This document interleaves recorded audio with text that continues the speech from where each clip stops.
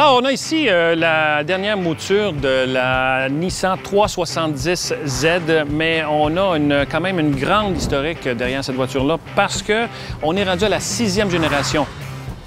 Tout le monde peut se rappeler, évidemment, la 240Z qui est sortie en 1969, les Japonais qui, à l'époque, on appelait ça les Datsun, c'était pas Nissan, et faisait compétition entre Datsun et Toyota. Toyota qui avait la version Celica. Et Celica qui a d'ailleurs joué même dans un film de James Bond.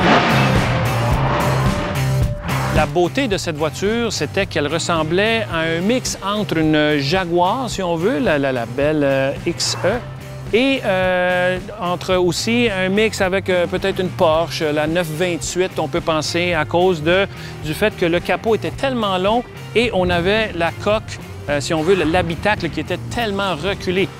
Ces voitures-ci ont la beauté d'avoir un comportement routier assez sportif, bonne tenue de route, moteur qui, dans ce cas-ci, développe à peu près 330 chevaux, assez de couple.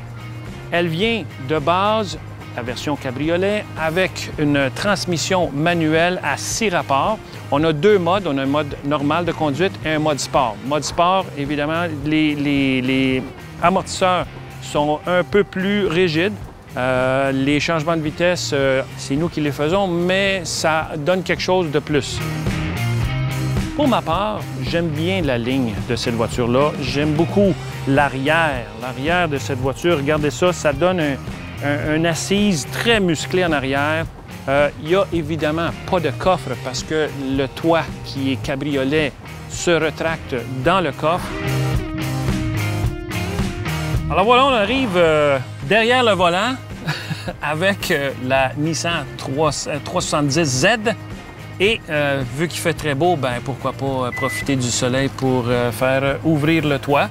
Alors on pèse sur le petit bouton dans la console centrale, le toit se lève, le capot s'ouvre et la voiture est prête pour profiter du beau temps et du soleil. Wow!